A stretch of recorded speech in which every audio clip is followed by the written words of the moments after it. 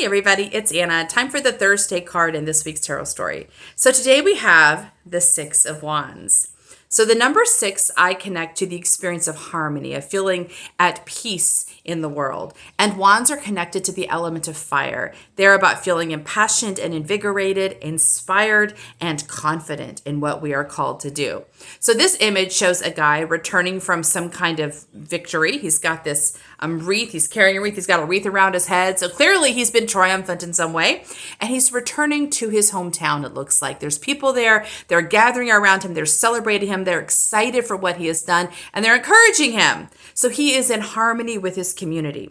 So when this card shows up, it reminds us, I think, to recognize that there are people around us that are in harmony with our passion, our confidence, our inspiration. That doesn't necessarily mean that people always understand what we are doing, especially if we're a creative or an innovative person, because sometimes we're doing something totally new that nobody's ever seen before.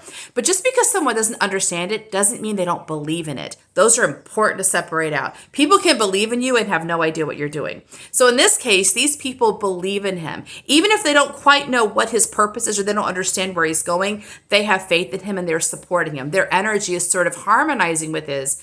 And if you think about harmony in the sense of music, like harmony enhances, all the pieces of a harmony enhance each other. So there's a lot of resonance, a lot of power coming out of this experience of harmony.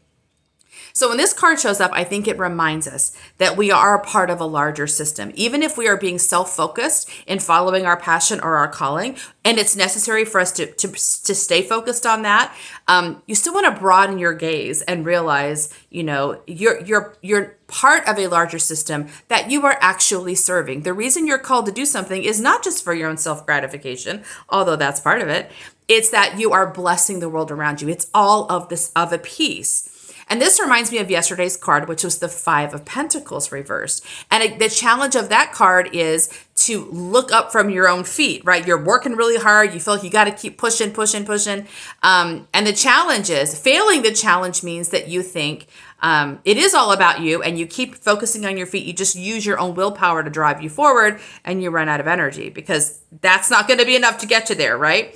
But the reversal, as I said, meeting the challenge is about picking your eyes up and looking around and realizing there is support for you. There is love. There is a universe ready to help you.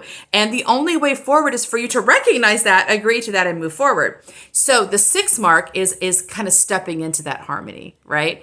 So here, if you did the work yesterday and you were able to see that, to recognize it's not all about your willpower, that you are beloved, and starting to step into that belovedness, letting yourself be unconditionally loved and supported. This is kind of a building on that. Not only are you unconditionally loved and supported, there is harmony around you. There is resonance around you. And that not only gives you the support you need to keep going, it actually elevates you. It brings you to a new resonance in your own passion and energy. So give yourself time to recognize the people around you who are resonating with you, who are vibing with you.